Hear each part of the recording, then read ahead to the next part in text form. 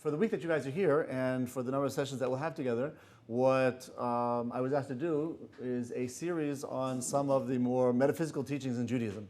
So what I'm going to be covering is the general flow of events from the end of days, then the period which we call Armageddon, or Gog and Magog, the wars of Gog and Magog, the wars of Armageddon, and then moving into the Torah's teachings on the world to come, what that means, and possibly we'll get into discussion of resurrection as well. So that's generally the direction that we're taking. The end of days, the wars of Armageddon, the world to come, and resurrection. Today we're going to be talking about the first part of this kind of flow of events, which is the end of days. The end of days in the more Talmudic literature is called Acharit Hayamim, okay? The end of days. The rabbinic literature calls it Ichvasa de Mashiach. Ichvasa is like the Hebrew word Ekev, and Mashiach is the Mashiach, which means the period which is on the heels of the coming of Mashiach. So it's actually referring to the period up to and even including at least part of the period of Mashiach. After that period, after the coming of Mashiach, and the resolution of things in a more positive way, we would call that more the period associated with Olam Haba, the world to come. The period of Ichvus and Mashiach, or let's say the end of days in general, is divided into basically three periods. The first period is the period which is the warming up of the world towards the coming of Mashiach. The second period would be the period which could also be very tumultuous, just before and even during the actual appearance of Mashiach. Those would be the first two phases. And then, after that, you've got this period of the world to come. So, Ichvus Mashiach, or Achris Yamim, is really referring to, or let's say, put it this way, Achris Yamim is referring to all of those periods. Ichvus Mashiach would be referring to the first two. The characteristics of this Ichvus Mashiach are spelled out in great detail in our sources, and that's part of what we're going to go through. The sheets that I gave you is a list of specific descriptions of the Ichvus Mashiach, which we'll only be talking about later on, at the very end of towards the end of the talk today. But before we actually get through the specific list of description, or this list of specific aspects of Ichvus Mashiach, we have to understand some of the background information. First of all, very important qualification we have to remember is that when we're talking about the types of cataclysmic, world-changing, tumultuous events that are described in our sources as taking place during this period, the final period approaching the period of redemption, it doesn't necessarily have to happen in that grandiose, cataclysmic, tumultuous type of a way. It can happen in a much more pleasant and smooth and fluid, beneficial point as well. It really all depends on us, and we'll see more about that as we go along. To the extent to which we merit the redemption, or to the extent to which God has to impose that redemption on the world. If we merit it, of course, things will be much more fluid. And otherwise, it could be potentially much more difficult. The sources, for example, in the book of Daniel, talk about and give us an indication that the suffering that might be as a result of getting the world prepared for the coming of Mashiach and the resolution of this whole question about whether God exists and what does he want from us, the description in Daniel describes a scenario which is understood by the commentaries to be much worse than anything the Jewish people ever experienced. Much worse than the exile in Egypt. Much worse than the destruction of the first temple or the second temple. And arguably even worse than, God forbid, the most tragic event that's happened to the Jewish people in recent times, which is the Holocaust. Although there are some people who say that the actual event of and the suffering of the Jewish people of the Holocaust represented the actual crescendo, the pinnacle of this period of Ichvus Mashiach, and from that point on, it's really only in the movement of getting better and better. It's hard to know for sure where the Holocaust fits into the way things are going to play out. But in any case, the sources describe that this period of Ichvus Mashiach, which are on the heels of the coming of Mashiach, is not going to be an easy period at all. The Gemara in Sanhedrin actually records one of the sages of the Talmud saying as follows: "Let it come, but let me not be there to witness it." Meaning, I certainly want the events of the world to come into fruition, and so that all the prophecies will come true, and all of the tensions, the spiritual tensions in the world will be resolved, but it's going to involve so much calamity, so much dissonance, that let it come, but I don't want to be there. It's too much. There's too much suffering. The Vilna Gaon actually describes it to labor pangs, saying that just as labor and the difficulties of labor, or of pregnancy, increase towards labor, and then within labor itself, as birth approaches, the labor pangs become greater and greater and more frequent, so too, when the world is this new situation of redemption is birthed into the world, the period preceding it is going to involve labor pangs, and those pangs are going to be more and more intense and more frequent as we get closer and closer to the birth. Once that birth occurs, Mashiach arrives, and the world starts to become resolved of all these tensions, there will be a great relief. But until then, right, it's going to cause great pain, great suffering, and people might even be crying out, even though they're looking forward to the realization of the birth of redemption, but while they're experiencing it, it's going to be very, very difficult. Jewish sources reckon when this end of days is going to be. Right? When it's going to be. It's important to know that even though throughout Jewish history, different Jewish commentators gave different appointed times for Ichvaz Mashiach and the coming of the Mashiach, none of them so far have come true. Any estimate of when it would be has already passed. That doesn't mean that the Gemara's discussion about when it will be, or commentators' kind of extrapolation about when it would be wrong. What they were doing is they were seeing times, junctures in time, which would be propitious for the coming of Mashiach and all of this process of the end of days that's going to happen.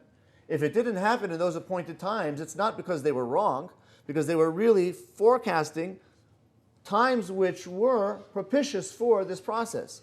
What happened was, we, the Jewish people, did not merit the redemption taking place at that time, in which case it passed. Okay? But just as they predicted times in the past, which didn't occur there will still be an appointed time sometime in the future for these events to take place. That being said, the Jewish sources, the Gemara in Sanhedrin in particular, talks about a specific time period where within that framework, within that spectrum, it's most likely for these events to start happening. And the explanation basically is as follows, that there are 2,000 years since creation, which are described as tohu uvohu. Does anybody know what that means? What's that? It's actually a word in English. If you check it out in the English dictionary, you'll find tohu uvohu. It's one of those words which in Hebrew was accepted as an English word. It's in the dictionary. Tohu uvohu literally in Hebrew means like void. It's the description of the world before it was actually created. It's a term in the creation story. That before God crystallized creation, creation was in a state of tohu uvohu. It was discombobulated existence, fluid without any specific form. So the Gemara says that the first 2,000 years from the time of creation is actually an extension of this period of tohu uvohu.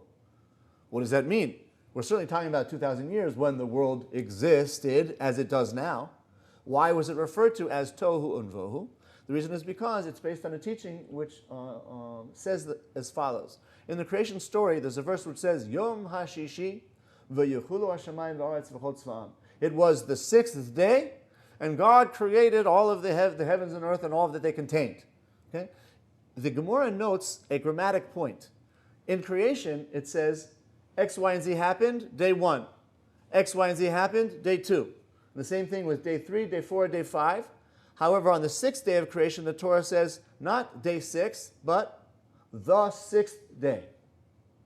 It's from here that our sages teach the following teaching, that when God created, He created creation on condition that what? That the Jewish people should, at some time in the future, receive the Torah. On what day? The sixth day.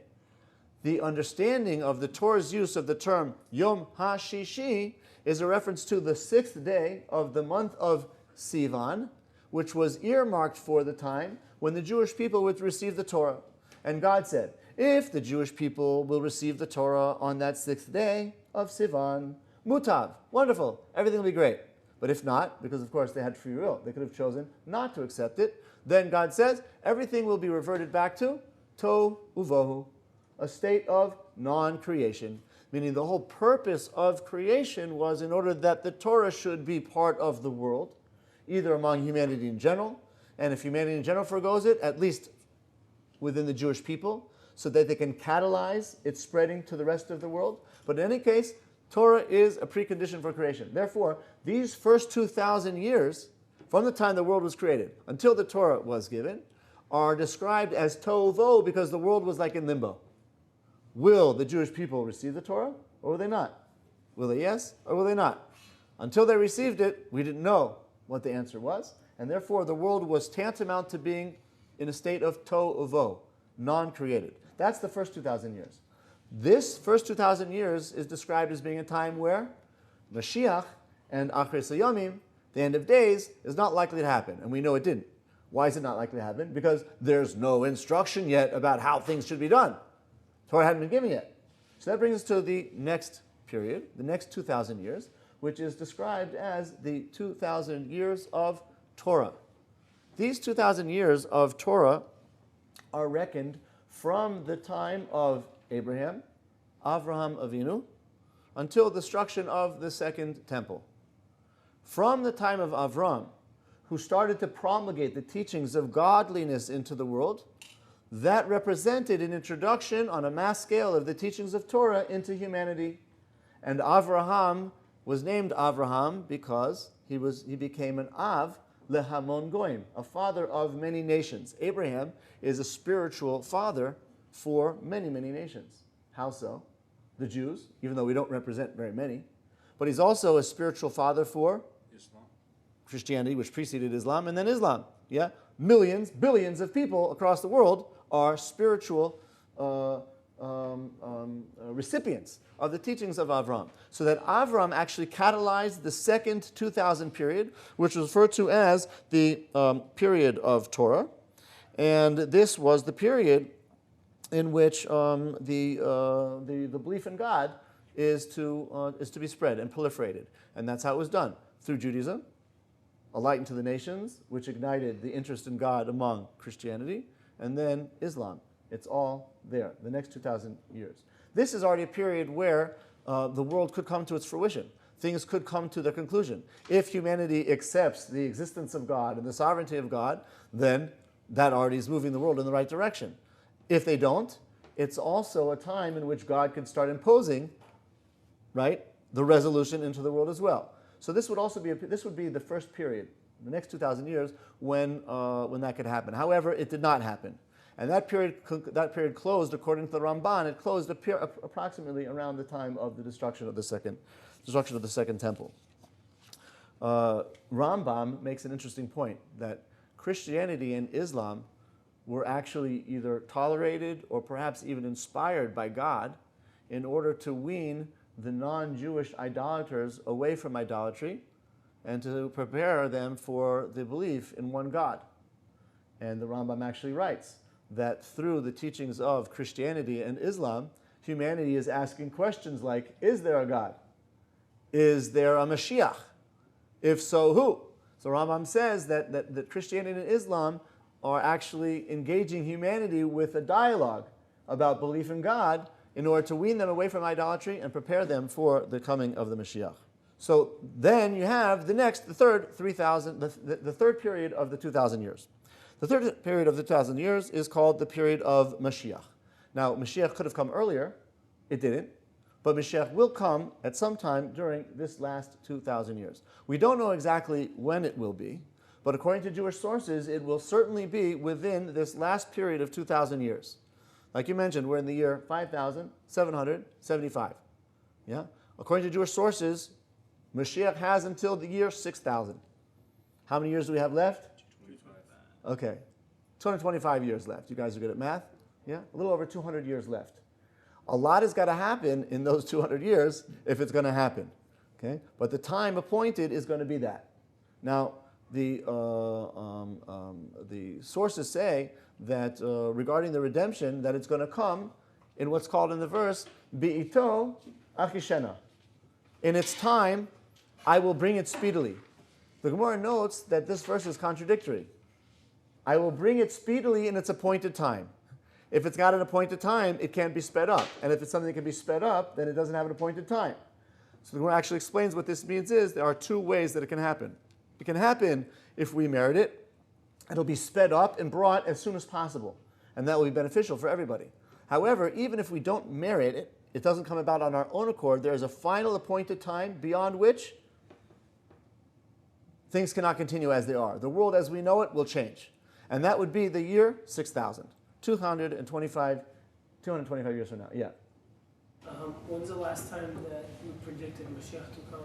You just said till the year 6000, but you also mentioned before that there was a time you said you should have come already. Yeah, so there were times which were predicted in the past. When was that? There are different calculations. Different rabbis made different calculations about what those years would be. Yeah. But who made this calculation? What's that? Who made this calculation? This is the Talmud. The Talmud says, that the final time where it's promised to happen is the year 6000. If it doesn't happen by then, but what if it doesn't happen? Yeah. Then what? Okay? We'll see. Yeah, but until that point, we're dealing. What's that? We won't. Somebody. So we won't have to deal with that problem. Yeah, if it doesn't happen, God forbid, yeah, so whoever's living then is going to have to deal with the theological implications of it not happening. But until that point, the Jewish sources say that it will happen sometime before the year 6000. Sometime before the year 6000, it will happen. What? Haven't there been 6,000 periods in the past that expired without us meriting the arrival of the Mashiach? Do you mean other cycles, previous cycles? Yes. Yes, you could say that. So why is this cycle different from other cycles? Why are we so sure the Mashiach will come in the year 6000 if he didn't, Yeah, that's a good question. That's a good question. If the world was created and destroyed, I'm not saying that's necessarily the case, but it's a possibility. There's such an idea which was out there. According to that, then they had a period where they could have merited this resurrection, this redemption, and they didn't. But here, within this 6000 cycle, we are told that Mashiach will arrive and the world will come to this resolution sometime between the 6,000 years. We hope it will be sooner because we merit it. Even if we don't, it will be imposed upon the world. That will be the scenario that is described in this Achris Yamim, these final days, which are not described in the most pleasing terms. But what's going to be the description of these final days? And let's see whether that corresponds to anything that we're experiencing nowadays. There are basically two general characteristics about the period of the end of days, which our sources describe. And one of it is a rampant lack of belief in God. And Jewish sources, whether it be the prophets or whether it be the Talmud, talk about how towards the end of days there is going to be a mass departure on behalf of the Jewish people away from a belief in Torah. The Rambam, in his famous Igeres Teman, writes the following. He says, our sources have already revealed to us that toward the end of the exile, as a result of our suffering, many Jews will come to doubt, be led astray, and eventually abandon their religion. And all this will be because of our lowly position in the exile and the elevated status of the non-Jews. But a few will still remain loyal and not become confused. I thought it was the other way around, where everyone, I always heard if every Jew keeps Shabbat, then Mashiach is more likely to come. That's right, but isn't it saying the opposite? No, because what we're saying, if every Jew were to keep Shabbat or keep two Shabbosim, then Mashiach would come. But the point is, right, the description of the Jewish people at the time of the end of days is not really conducive to that. Is the end of days the days before Mashiach? Yes. Basically, when everybody stops keeping faith in Judaism and everything goes to hell, that's when you But isn't that the opposite to when everyone's keeping Shabbat? So what that teaching is saying is that if everybody at any time in history were to do that, yes, then it would come. But even that statement resonates with the other teaching that we're dealing with. Why? Because that's assuming a situation where people are not keeping Shabbat. And if everybody were to keep Shabbat, then Mashiach would come. So it's actually in line with what we're saying here. The prediction is that towards the end of days, the Jewish people are going to be, by and large, lacking a belief in God. At that time, if something were to stir them, to a great level of observance, and everybody would keep the Shabbat simultaneously in the name of God and the Shabbos, so that would be a way of catalyzing the coming of a Mashiach in a good way. But it's not going to necessarily, it's not going to happen that way. It's conditional. You think? It's going to be kind of be preached and that Jews should basically follow this piece of paper. And Mashiach will come. No, we want the Mashiach to come earlier. This is like if. Yeah. Yeah, you This came would in. happen You came in a years bit late. So that I'm talking about in 5999 or 5995. Yeah. So you came in a bit late, but let me just read at the point, and then I want to go on, which is that the prediction of things happening in a non-pleasant way is a result of the Jewish people's not observing. But they certainly have the option at any time to turn back to God, in which case the redemption will take place in a much more fluid and pleasant way. So it's unconditioned. Yeah. So it could happen that we bring it early just because we're doing the right thing, or if it doesn't happen, then it's going to turn to this where it's like, it's going to hit the bottom. Yes. That's the idea of bi'ito achishenu. Yeah, at its appointed time, I will speed it up, which is self-contradictory. Right, so why wouldn't we just, Why wouldn't what? Well, yeah, why wouldn't we just, if we could speed it up by doing the opposite and then flipping it around? Speed up by doing opposite, which we would speed it up through observance. Why don't we just like say, let's get as destitute as possible so that then everything will, you know what I'm saying? Yeah. If this is the prediction, why don't we speed up this prediction as opposed to the other? No, because you're not going to bring it about any faster by being worse. On the contrary, right? Being worse is just going to delay it. The way to speed it up is by returning to God. Returning to God will catalyze God's returning in full to the world.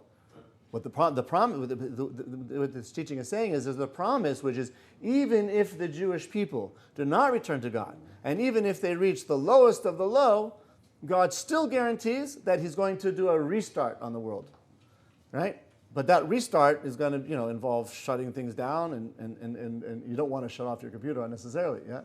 But you might have to override everything, press the restart button, yeah. But that will happen.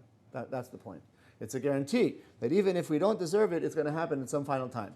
But when it happens in that way, it's actually going to be imposed on the world against its will, and that's not going to be pleasant.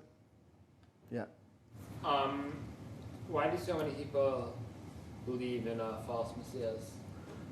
And why do so many people believe in false messiahs? Yeah, like why do 1 billion plus people actually believe Jesus was like the Messiah? So this gets back to the point that I was saying in the name of the Rambam, where in preparing the world to make the choice to receive the Mashiach, God has an intermediary stage of weaning the idolaters away from their idolatrous beliefs and introducing them to the ideas of monotheism. And Christianity and Islam, according to the Rambam, is about doing that, introducing the teachings of monotheism into the world, even if it means an intermediary stage where they're lacking clarity. But they do believe in the concept of Mashiach. At some point, it will be clear that who the Mashiach really is. But in the meantime, Christianity and Islam are like vehicles through which monotheism is being spread into the world in order to get all of humanity on board with the questions about, is there God or is there not? What does it mean that there's one God? What does it mean that the world should be something, the world can be rectified and should be, and we have responsibility in doing so? And that this will ultimately come into fruition through Mashiach and the revelation of God in the world. These are all things that Christianity and Islam are engaged with and engaging humanity with as well. So would you rather be, if someone wasn't Jewish, would you rather them be a devout Christian or Muslim rather than non-Jewish? Rather than idolater, yes, but not. But you'd rather than be a Noahide, which is somebody who is who believes in monotheism as strictly defined by the Torah for non-Jews. That would be the ideal. Yeah. But the point is that Rambam says that God is actually using Christianity and Islam as a vehicle through which humanity is being brought back to the state of Eden, which is where it started. We do find, you're talking about believing in false messiahs. I wasn't sure exactly what you meant, but we do find that in modern times, the human desire and yearning for redemption has taken the form of believing in false messiahs, most of them ending with the term ism. Socialism, communism, nationalism, capitalism. Yeah? All of these winds of isms that are blowing through the modern world at a very fast rate are all about this type of thing. It's like an expression of humanity's developing yearning for a rectification of the world, putting their belief in some type of Messiah. But since these are false messiahs, it can actually end up in a very destructive belief. For example, the combination of nationalism and socialism, National Socialism, which wasn't very good for humanity. But the point is, all of these winds of isms are being stirred by this period of history approaching the coming of Mashiach, where the world is approaching its fruition, where things are coming into a preparation for Mashiach. Another general categorizing in our sources of this period is not only a lack of belief on the part of the Jewish people in God, but also a lack of commitment to the Torah and mitzvot. And we see, 2,000 years ago, our sources already predicted the period that we live in, where most Jews across the globe do not believe in God. And if they do believe in God, it's only a very weak and tenuous belief. And even those don't really believe in the Torah being divine, or if they do, that the mitzvahs are relevant, which means that by and large, the majority of the Jewish people nowadays, unfortunately, do not believe in God, do not believe in the Torah, are not committed to the keeping of the mitzvot. And this was all predicted thousands of years ago by people who did believe and were committed to performing the mitzvot.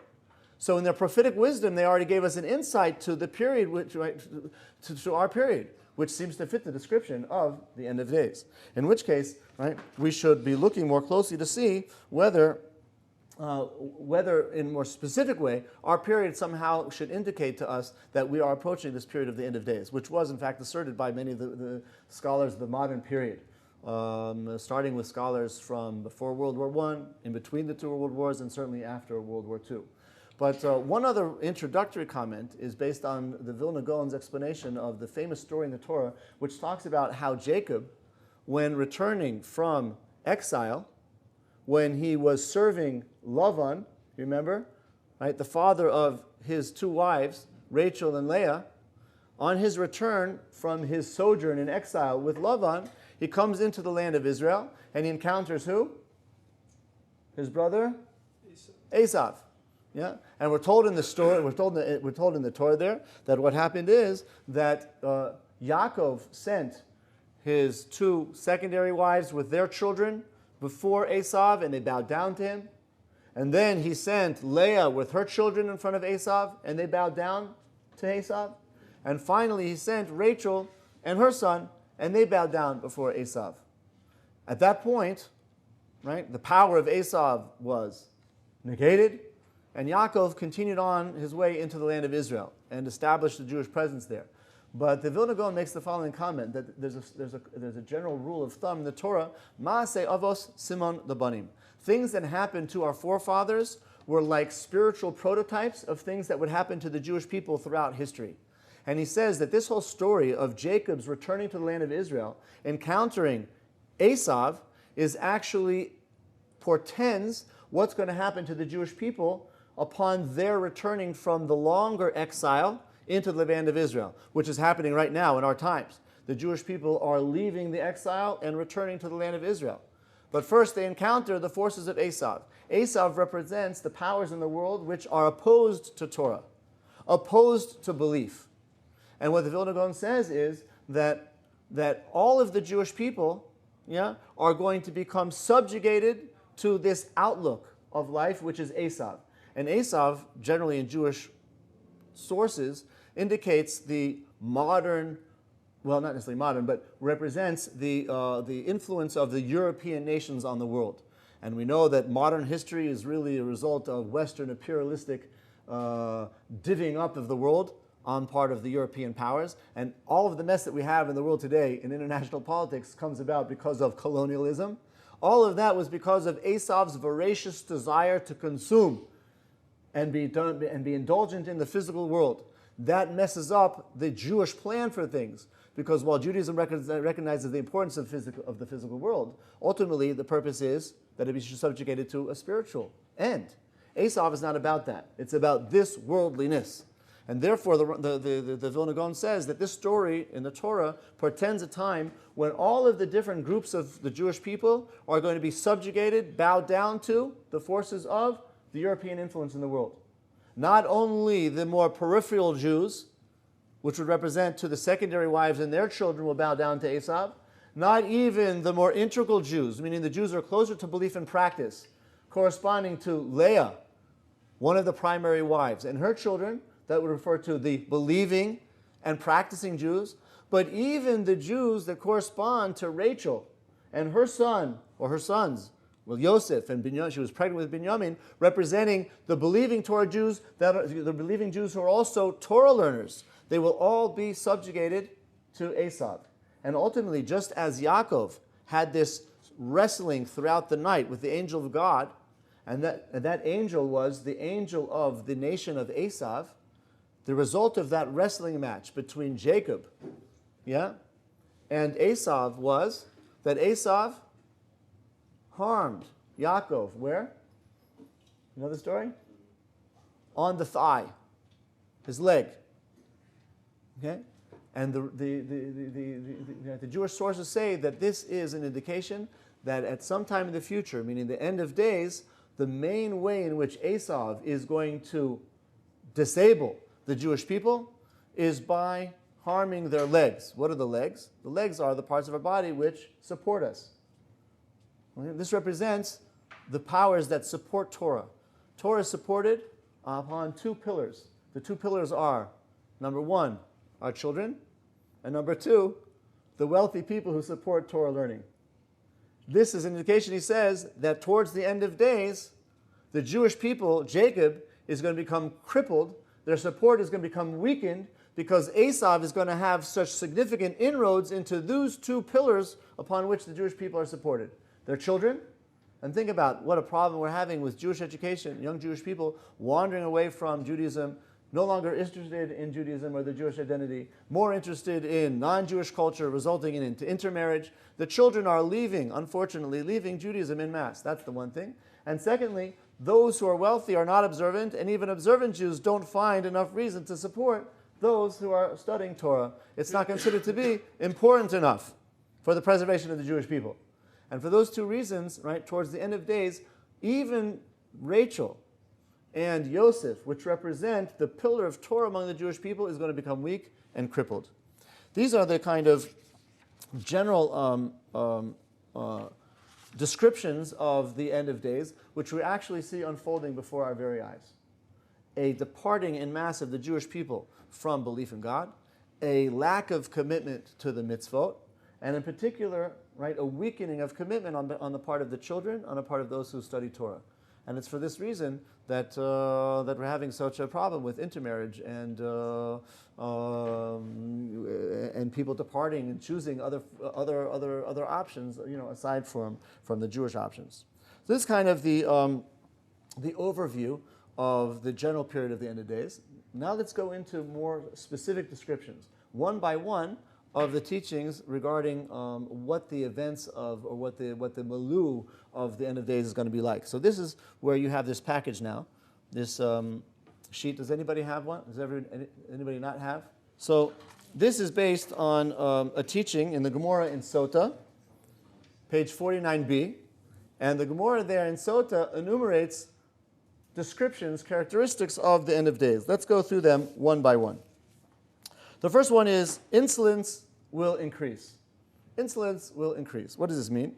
This universal, hedonistic, materialistic, self-indulging approach to life, which really characterizes the modern world, a voracious, insatiable appetite to devour and to consume and to please and to receive pleasure, right? This is what's going to increase in the world. Secularly educated children have no interest whatsoever in spirituality.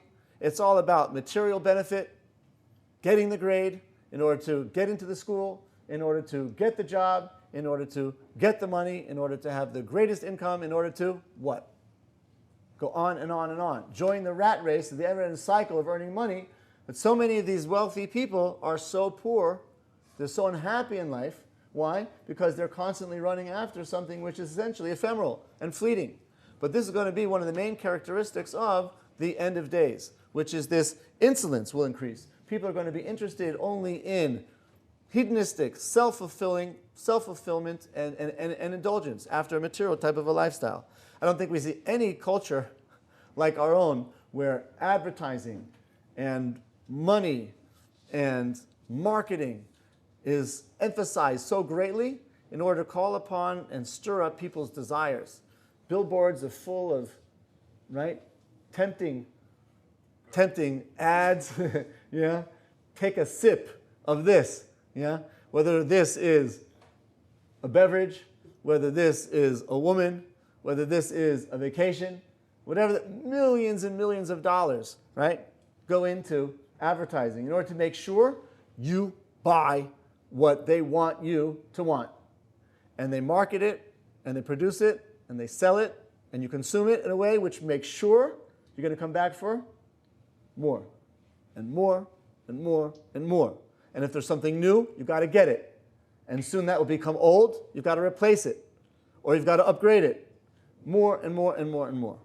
And that's what we find nowadays. Why? Because people are lacking the true perspective of the value of a spiritual life as well.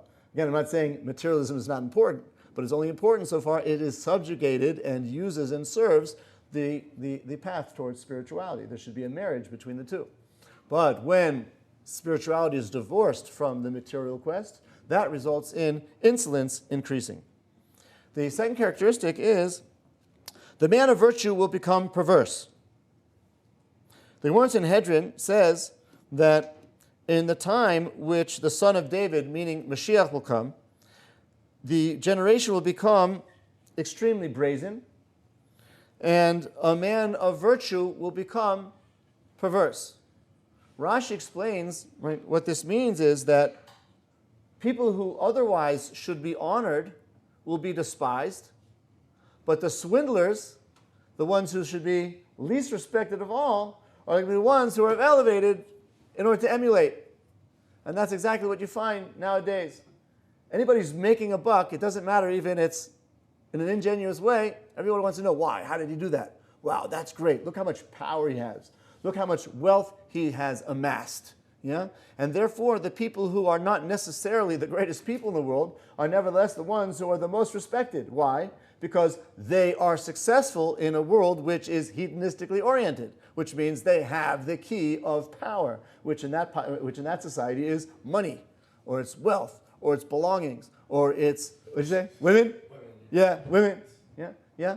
And therefore, right, a pimp, yeah, somebody who's nothing other than a pimp, yeah, is like greatly respected. Wow, that guy's really got the great life. Why? He's part of the jet set. He drives around with a Lamborghini, changing the person in the front seat every day or a few times a day. Wow, that's great. What an accomplishment.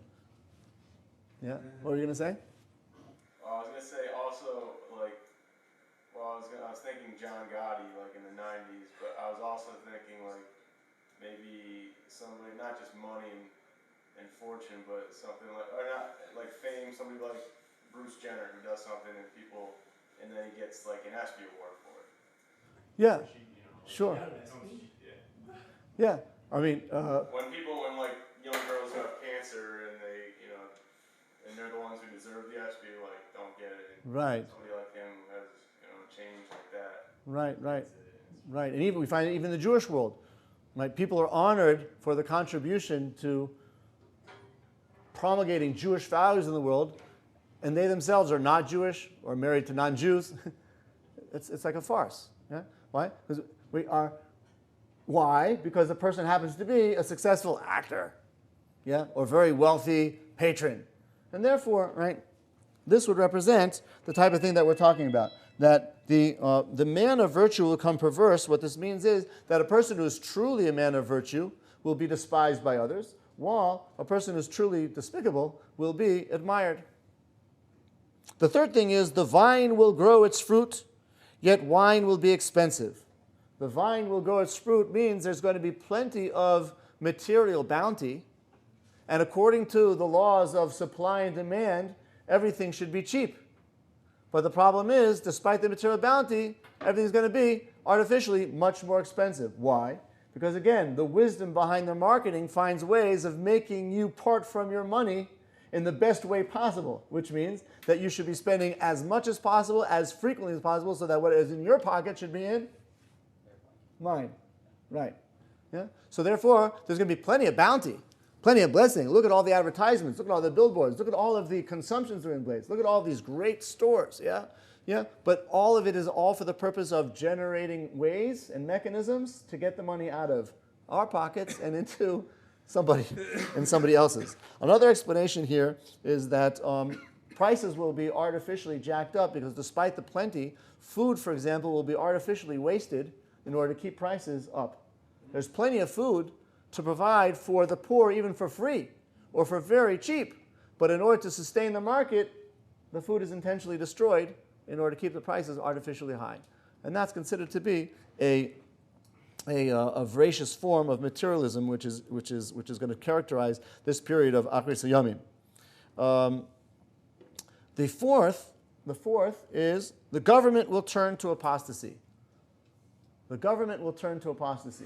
This is referring to Jewish government in particular, right? Even though the Jewish people should be ruled by Torah-believing Jews and Jews who are observant and who are regulating society, Jewish society, according to the teachings of the Torah, the Jewish society and the leaders in particular, the government will turn to apostasy. And what this is referring to is the prediction that at the end of days, when the Jewish people return to the land of Israel, as Yaakov himself returned to the land of Israel, initially they're going to be ruled by a government of non-believers. And unfortunately, as we know, that the early Zionist movement, and it's the position of most of the positions in Zionism today, is to uproot the Jewish people from the Torah. Any Jewish or Torah aspects of Israel are basically concessions, but not something which is actually tolerated or even desired. And therefore, unfortunately, we see that the government of the returning Jews to the land of Israel at the end of days, before the period of the coming of Mashiach, is predicted as being this non-Jewish, this non-religious, this non-observant, this non-believing government of Israel. And the Gemara says that Mashiach cannot come until the apostasy of this non-observant government is removed. And the laws which are antithetical to the laws of Judaism should be nullified. Yeah. Is that why you see a lot of very religious and observant Jews that are anti-Zionist? Yeah, that's true. Yeah, that's true. I mean, they're anti-Zionists insofar as they oppose the fact that many aspects of the Zionist movement are about uprooting Jews from Judaism. It's a secular government. Yeah, they're not against the return of Jews to Israel. They're not against Jews living in the land of Israel. But things are better now than they were initially. But many programs and agendas of the early Zionist movement were outwardly directed towards uprooting Jews from Jewish observance. And the immigration of Jews from the Eastern countries was part and parcel with removing them from Torah, removing them from the traditional form of lifestyle, in order to amalgamate all of the Jews worldwide into the new Israeli, devoid of any religious belief or practice. And sometimes this happened in very ugly ways. Children were even kidnapped from their families in order to be taken to be raised in ways which were against the Torah, against the way of their parents. And I know this firsthand. And it certainly happened, and it's been documented, happening among the Yemenite communities in Israel as well. Yeah, again, it's not my intention to entirely deface Zionism. I'm just saying that this is also part of the prediction, that towards the end of days, the period that we're living in, the Jews will return to Israel, but initially they're going to be governed by a non-religious, non-observant government, which actually has an agenda of non-observance. Yeah. What's the point of the return to Israel if you're not going to be observant and follow Torah? You're asking the Torah's point of view, the teaching's point of view, or that Zionist movement's point of view? Ask the Zionists. Yeah, here we're in the yeshiva. But I get, certainly on another level, these people were reacting on the one hand to anti-Semitism, and they felt like the return of the body of the Jewish people in the land of Israel would be a way of solving the Jewish problem, independent of just physical security, independent of Jewish observance. So this would answer why, for example, a Jew might justify returning to the land of Israel, even though he's not going to observe the Torah, because he's looking for a safe haven for his people. So they have strong feelings about the Jewish people, like many Jews have nowadays, yeah? But they're not interested in Jewish observance. But this will represent kind of like the physical redemption of the Jewish people, making a Jewish renaissance by bringing the body of the Jewish people back into the land of Israel, even if it's not observant, for the purpose of ultimately preparing the body of the Jewish people for the next stage, which is to infuse that body with the soul being the spirit of belief and practice.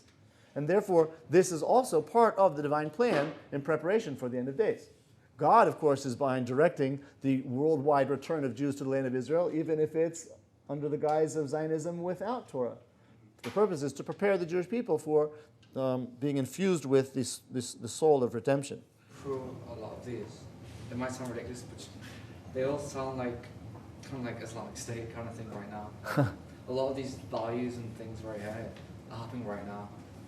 Yeah, the only difference is that it would be our position that the implementation of belief and practice would not be in a perverse and violent way. We're not talking about beheading people. No, I'm not talking about like man of virtue becoming perverse and even like a funny way, like they are growing their fruit, but things is becoming caustic because they're not importing things. So like things. Yeah.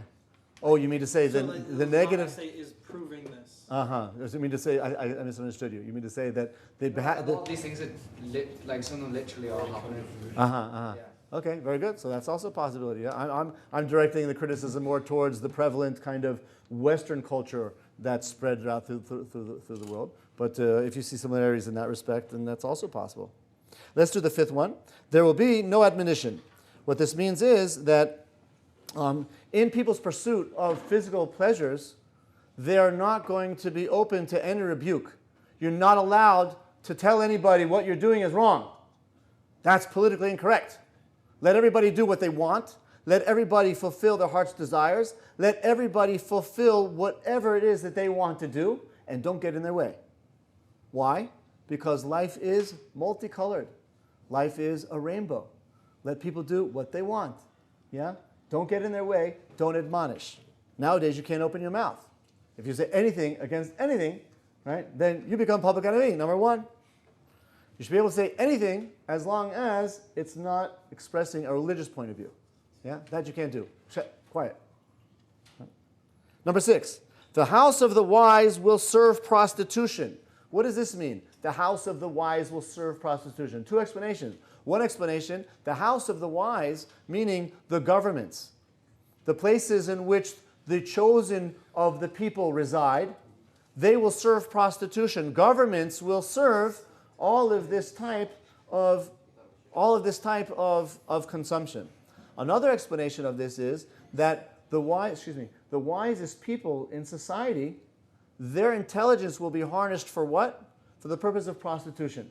Like we said before, wise people will not be harnessed to contribute positively to society as much as the greatest minds in the generation are going to be used to figure out all of these platforms and all of these mechanisms and venues through which we can exploit other people. So the house of the wise is going to be used for prostitution. The 7th one is the Galilee will be destroyed and Israel's borders will be desolate. In our times, we see that the northern part of Israel is attacked again and again by Hezbollah and by all the other terrorist organizations. We now have ISIS, as you mentioned, on the borders in the north. Think about what's happening there in Syria. There have been times in the not too distant future when thousands of Jewish inhabitants vacated their homes in the Galilee, in the north of Israel, to come temporarily settle in the middle of Israel, to get out of the missiles' range. And we find the same thing happening in the south. People vacating the villages and the towns and the moshavim and the kibbutzim in the south because of the barrage of missiles coming from the Gaza Strip. So all of these border inhabitants are being removed from their homes, yeah? And the places are left to be desolate. Why? Because nobody is settling there. Number 8, the border inhabitants will roam from city to city and no one will pity them. This seems to be a very clear reference to the fact that those Jewish inhabitants that were encouraged to settle in all of Israel, including the area which is called the Gaza Strip, were forcibly removed from the government, promised that they would be recompensed and receive homes within Israel. And to this day, there are still inhabitants who were coaxed to leave their homes in order to give them over to the enemies of Israel, under the promise that they would receive housing in Israel and all types of grants to help them become reintroduced into Israeli society. And they're roaming from place to place. They got nowhere to go. Number 9, the wisdom of the scholars will come odious, and those who fear God will be despised. What is this reference to? Anybody who's observant, all the more so somebody who learns Torah, is despised in the eyes of the general populace. He's a parasite. He's not contributing anything positive to the world. He's just a drain and a strain on society. Nobody cares and recognizes the value of Torah, and therefore people despise what Torah scholars and observant people in general have to contribute to society.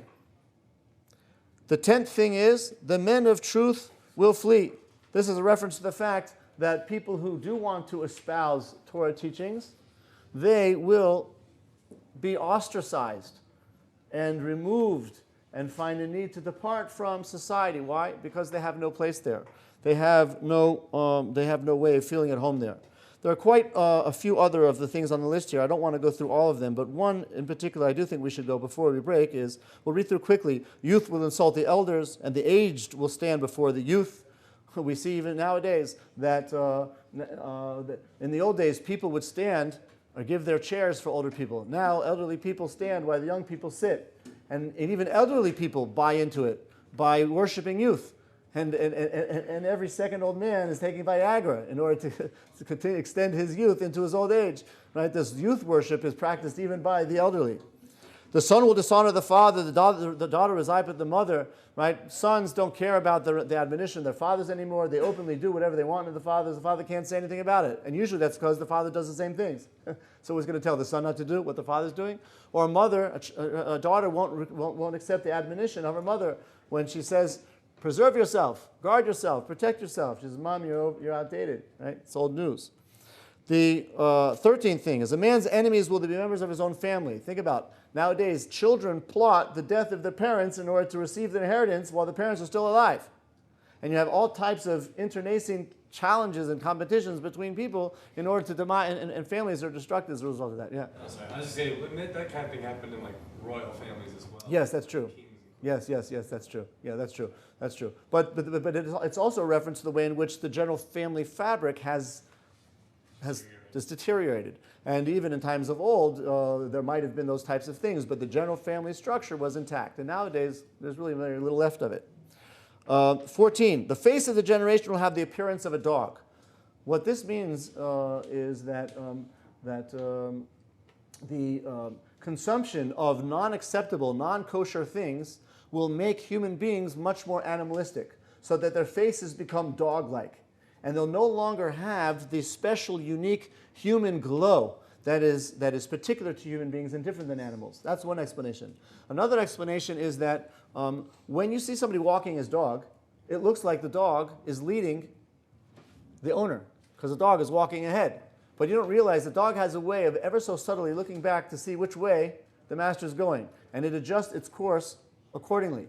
So too, the leaders of the generation have the face of a dog, meaning the leaders look like they're leading the generation, but they're actually being led by their followers, so that the generation is looking behind to see what the constituents are saying, and as a result of that, they are making their decisions. And a third explanation of what it means about the generation having the face of a dog is that when you throw a stick at the dog bites the stick. It lashes out against the stick, but not the one who threw it. So too, in this generation, God is sending us all types of messages in the form of throwing sticks at us. Wake up, you're going in the wrong way. And what we do is we lash out at the sticks and we say, this is happening for that reason, or this reason, or the other reason, and don't realize, like a dog, that really these are sticks being sent to us by God to tell us, hey, you're going in the wrong direction. Wake up, readjust your path. The 15th and the final of the things which are listed here is the son will not be embarrassed in front of his father. And we mentioned that not only will the son not honor the father not only will the son not hearken or take into consideration the opinions of the father, because of course the father is closer to being a Neanderthal, but really he is going to not be embarrassed in front of his father, and the most brazen way, do things in front of his very own father, things which would generally be considered unacceptable, but in nowadays age of openness, of tolerance, of being politically correct, of it being impossible to castigate anybody, to reprimand anybody, the son is open to do whatever he wants, and he's not embarrassed about his father at all. And I mentioned a key reason for that might very well be because the father himself is doing those very same things that the son is doing. So the son says, what are you telling me not to do it? You yourself do it. What's the father going to say? Yeah, but I'm 38 and you're only 18. What's the son going to say? What's the difference? If you can do it at 38, I should be able to do it at 18. And he goes ahead and he does it. So these, I think, are a list of 15 things which our sources say will indicate the period of Ich v'Seder Mashiach, the type of orgiastic, indulgent, materialistic, non-spiritual approach towards the end of days, things which we see coming into fruition in our very times. This sets the stage for the next period of the end of days, which is the wars of Armageddon. And the next time we meet, that's what we're going to talk about. Armageddon and the wars of Gog and Magog. Okay.